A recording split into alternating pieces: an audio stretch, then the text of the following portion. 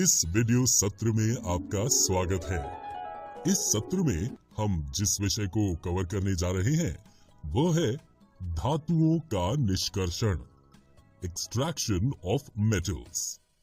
धातुओं के निष्कर्षण की हमारी चर्चा से पहले हमें पता होना चाहिए कि एक अयस्क ओर क्या है। पृथ्वी की भूपर्पटी में प्राकृतिक रूप से पाए जाने वाले तत्वों या यौगिकों को खनिज, मिनरल्स कहते हैं। कुछ स्थानों पर खनिजों में कोई विशेष धातु काफी मात्रा में होती है जिसे निकालना लाभकारी होता है। इन खनिजों को अयस्क ओर कहते हैं। क्योंकि अयस्क में कुछ धातु अपने यौगिक रूप में मिलते हैं, इन्हें उनके शुद्ध रूप में परिवर्तित करने की आवश्यकता होती है।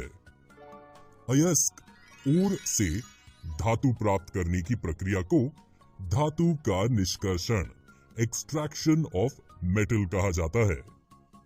अब दोस्तों, अयस्कों को शुद्ध धातुओं में परिवर्तित करने के लिए कई चरण होते हैं।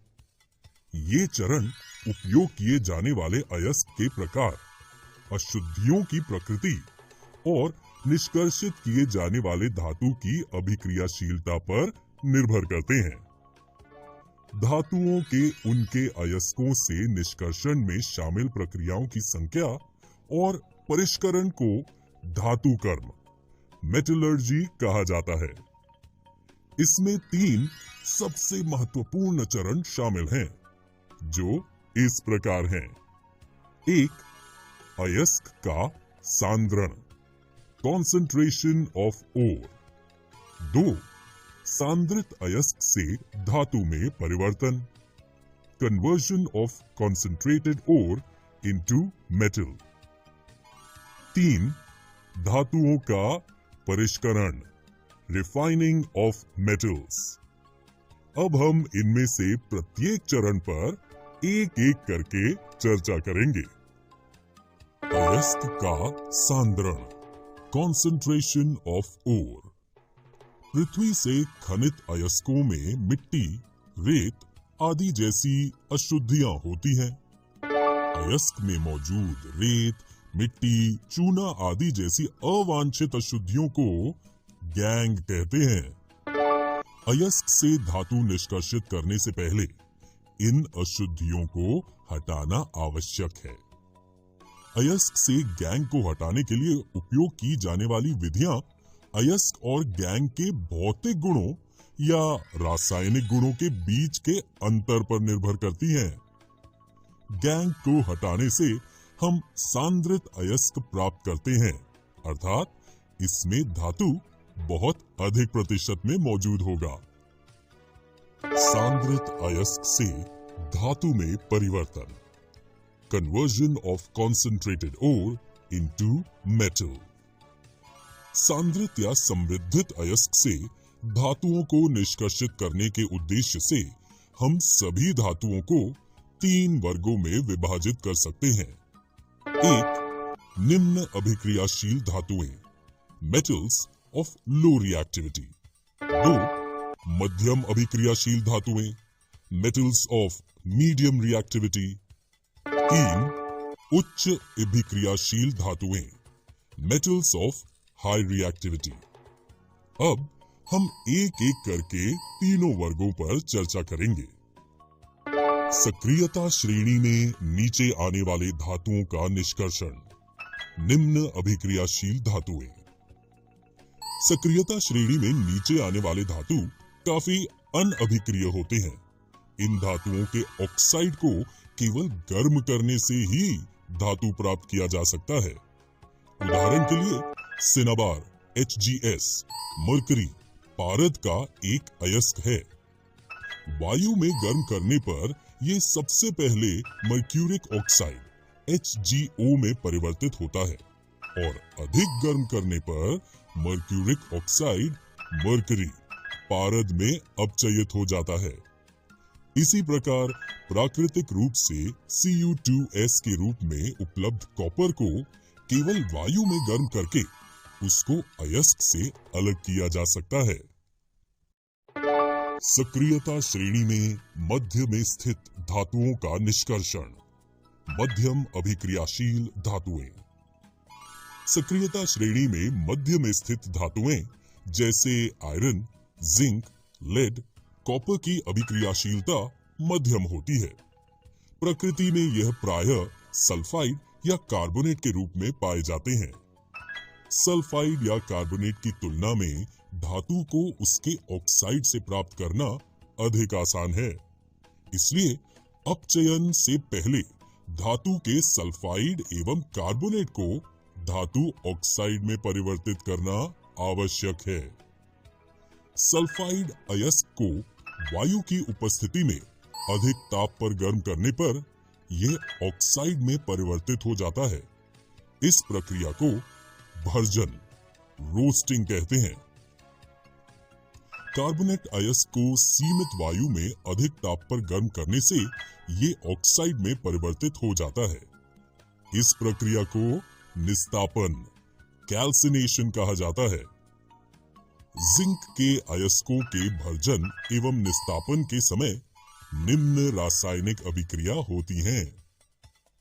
इसके बाद कार्बन जैसे उपयुक्त अपचायक का उपयोग कर धातु प्राप्त किया जाता है। उदाहरण के लिए, जब जिंक ऑक्साइड को कार्बन के साथ गर्म किया जाता है तो ये जिंक धातु में अपचयित हो जाता है।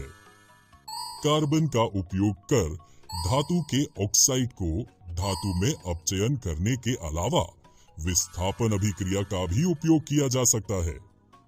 अत्यधिक अभिक्रियाशील धातुएं जैसे सोडियम, कैल्शियम, एल्यूमीनियम आदि को अपचायक के रूप में उपयोग किया जा सकता है। सक्रियता श्रेणी में सबसे ऊपर स्थित धातुओं का निष्कर्षण। उच्च अभिक्रियाशील धातुएं। सक्रियता श्रेणी में सबसे ऊपर स्थित धातुएं अत्यंत अभिक्रियाशील होते हैं। इन्हें कार्बन के साथ गर्म कर इनके यौगिकों से प्राप्त नहीं किया जा सकता है। उदाहरण के लिए, कार्बन के द्वारा सोडियम, मैग्नीशियम, कैल्शियम, एल्यूमीनियम आदि के ऑक्साइड का अपचयन कर उन्हें धातुओं में परिवर्तित नहीं किया जा सकता है। इन धातुओं की बंधुता कार्बन की अपेक्षा ऑक्सीजन के प्रति अधिक होती है। इन धातुओं को विद्युत अपघटनी अपचयन, इलेक्ट्रोलिटिक रिडक्शन द्वारा प्राप्त किया जाता है। उदाहरण के लिए, सोडियम, मैग्नीशियम एवं कैल्शियम को उनके गलित क्लोराइडों के विद्युत अपघटन से प्राप्त किया जाता है। कैथोड ऋण आवेशित इलेक्ट्रोड पर धातु निष्पेक्षित हो जाते हैं तथा एनोड धन आवेशित इलेक्ट्रोड पर क्लोरीन मुक्त होता है। इसी प्रकार एल्यूमीनियम ऑक्साइड के विद्युत अपघटनी अपचयन से एल्यूमीनियम प्राप्त किया जाता है। तो बच्चों, अब हम इस निष्करण प्रक्रिया के अंतिम चरण को देखें, जो है धातुओं का परिष्करण, रिफाइनिंग ऑफ मेटल्स। ऊपर वर्णित विभिन्न अपचयन प्रक्रमों से प्राप्त धातु पूर्ण रूप से शुद्ध नहीं होते हैं। इनमें अपद्रव्य होते हैं, जिन्हें हटाकर ही शुद्ध धातु प्राप्त किया जा सकता है। धातुओं से अपद्रव्य को हटाने के लिए सबसे अधिक प्रचलित विधि विद्युत अपघटनी परिष्करण, इलेक्ट्रोलिटिक रिफाइनिंग है। विद्युत अपघटनी परिष्करण, electrolytic refining. Copper, zinc, tin, निकल, सिल्वर, गोल्ड आदि जैसे धातु का परिष्करण विद्युत अपघटन द्वारा किया जाता है। इस प्रक्रम में अशुद्ध धातु को एनोड तथा शुद्ध धातु की पतली परत को कैथोड बनाया जाता है। धातु के लवण विलयन का उपयोग विद्युत अपघट्य, इलेक्ट्रोलाइट के रूप में होता है। इस तरह से उपकरण व्यवस्थित किया जाता है।